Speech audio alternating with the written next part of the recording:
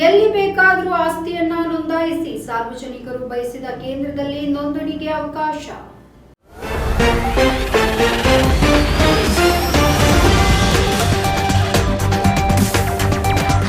ಸಾರ್ವಜನಿಕರು ತಮ್ಮ ಆಸ್ತಿಯನ್ನ ತಮಗೆ ಅನುಕೂಲದ ಯಾವುದೇ ನೋಂದಣಿ ಕಚೇರಿಯಲ್ಲಿ ನೋಂದಣಿ ಮಾಡಿಸಿಕೊಳ್ಳುವ ವ್ಯವಸ್ಥೆಯನ್ನ ರಾಜ್ಯದಾದ್ಯಂತ ಜಾರಿಗೆ ತರಲು ಸರ್ಕಾರ ಸಿದ್ಧತೆಯನ್ನ ನಡೆಸಿದೆ. ಬೆಂಗಳೂರಿನಲ್ಲಿರುವಂತಹ 5 ಸಬ್ ರಿಜಿಸ್ಟರ್ ಜಿಲ್ಲೆಗಳ ವ್ಯಾಪ್ತಿಯಲ್ಲಿ 2015ರಲ್ಲಿ ಜಾರಿಗೆ ತಂದ ವ್ಯವಸ್ಥೆಯನ್ನ ರಾಜ್ಯದಾದ್ಯಂತ ವಿಸ್ತರಣೆ ಮಾಡುವ ಕಾರ್ಯ ಆಗಿರಲಿಲ್ಲ.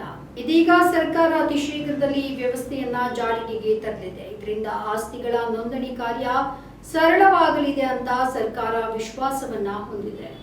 ನೋಂದಣಿಯಲ್ಲಿ 70% ಬೆಂಗಳೂರಿನಲ್ಲಿ ಆಗ್ತಾ ಇದೆ. 30% ನೋಂದಣಿ ರಾಜ್ಯದ ಇತರ ಜಿಲ್ಲೆಗಳಲ್ಲಿ ಆಗ್ತಾ ಇದೆ. ಆದರೂ ಕೂಡ ಅಲ್ಲಿ ಸೇವೆಯನ್ನ ಪಡೆಯಲು ಬರುವವರಿಗೆ ಸುಲಭ ವ್ಯವಸ್ಥೆಯನ್ನ ನೀಡುವುದು ಸರ್ಕಾರದ ಜವಾಬ್ದಾರಿಯಾಗಿದೆ.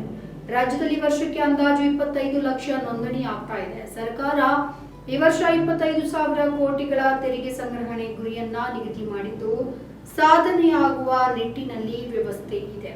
ಬೆಂಗಳೂರು ನಗರದಲ್ಲಿ ಜಾರಿಗೆ ಬಂದಿರುವ ಈ ವ್ಯವಸ್ಥೆ ತಕ್ಷಣಕ್ಕೆ ಉಳಿದ 30 ಜಿಲ್ಲೆಗಳಲ್ಲಿ ಏಕಕಾಲಕ್ಕೆ ಆರಂಭ ಆಗುವುದಿಲ್ಲ. ಬದಲಾಗಿ ಪ್ರಾಯೋಗಿಕವಾಗಿ ತುಮಕೂರು, ಬೆಳಗಾವಿ ಜಿಲ್ಲೆಯ ವ್ಯಾಪ್ತಿಯಲ್ಲಿ ಜಾರಿಗೆಗೆ ತರಲಾಗುತ್ತೆ. ಅಲ್ಲಿ 1-2 ತಿಂಗಳು ವ್ಯವಸ್ಥೆಯನ್ನು ಗಮನಿಸಿದ ನಂತರ ಉಳಿದ ಜಿಲ್ಲೆಗಳಲ್ಲಿ ಅನುಷ್ಠಾನ ಮಾಡಲಾಗುತ್ತೆ. ಬೆಂಗಳೂರಿನಲ್ಲಿ ಜಯನಗರ, ಶಿವಾಜಿನಗರ, ಬಸವನಗುಡಿ, ಗಾಂಧಿನಗರ ಮತ್ತು ರಾಜಾಜಿನಗರ ಸಬ್ ರಿಜಿಸ್ಟರ್ ಜಿಲ್ಲೆಗಳಿದೆ. ಅವುಗಳ ವ್ಯಾಪ್ತಿಯಲ್ಲಿ 43 ಸಬ್ ರಿಜಿಸ್ಟರ್ ಕಚೇರಿಗಳಿದೆ. ಯಾರು ಎಲ್ಲಿಂದ ಬೇಕಾದರೂ ನೋಂದಣಿಯನ್ನ ಮಾಡಿಸಿಕೊಳ್ಳಬಹುದಾಗಿದೆ. ಅದು ಎಲ್ಲಾ ರೀತಿಯ ಪರೀಕ್ಷೆಗಳಲ್ಲೂ ಯಶಸ್ವಿಯಾಗಿ ನಡೀತಾ ಇದೆ. 2ನೇ ಹಂತದಲ್ಲಿ ರಾಜ್ಯದಾದ್ಯಂತ 42 ಸಬ್ ರಿಜಿಸ್ಟರ್ ಕಚೇರಿಗಳಲ್ಲಿ ಈ ವ್ಯವಸ್ಥೆ ಜಾರಿಗೆ ತರಬೇಕಂತ ಸರ್ಕಾರ ಯೋಜನೆಯನ್ನ ರೂಪಿಸಿದೆ. ಎಲ್ಲಿಂದ ಬೇಕಾದರೂ ಆಸ್ತಿ ನೋಂದಣಿ ವ್ಯವಸ್ಥೆಯನ್ನ ಜಾರಿಗೆ ತರಲು ನೋಂದಣಿ ಕಾಯ್ದೆಗೆ ತಿದ್ದುಪಡಿ ತರಬೇಕಾಗುತ್ತೆ ಅಂತ ಕಂದಾಯ ಇಲಾಖೆಯಲ್ಲಿ ಸಾಕಷ್ಟು ಚರ್ಚೆ ನಡೆದಿದೆ. ಆದರೆ ಅಂತಿಮವಾಗಿ ಅಧಿಕಾರಿಗಳು ಕಾನೂನು ತಿದ್ದುಪಡಿ ಅಗತ್ಯ ಇಲ್ಲ, ಇರುವ ಕಾನೂನಿನಲ್ಲಿಯೇ ಅವಕಾಶಗಳಿದೆ ಎಂಬ ಅಭಿಪ್ರಾಯ ನೀಡಿದ್ದಾರೆ ಅಂತ ಕಂದಾಯ ಇಲಾಖೆಯ ಮೂಲಗಳು ಹೇಳಿದೆ.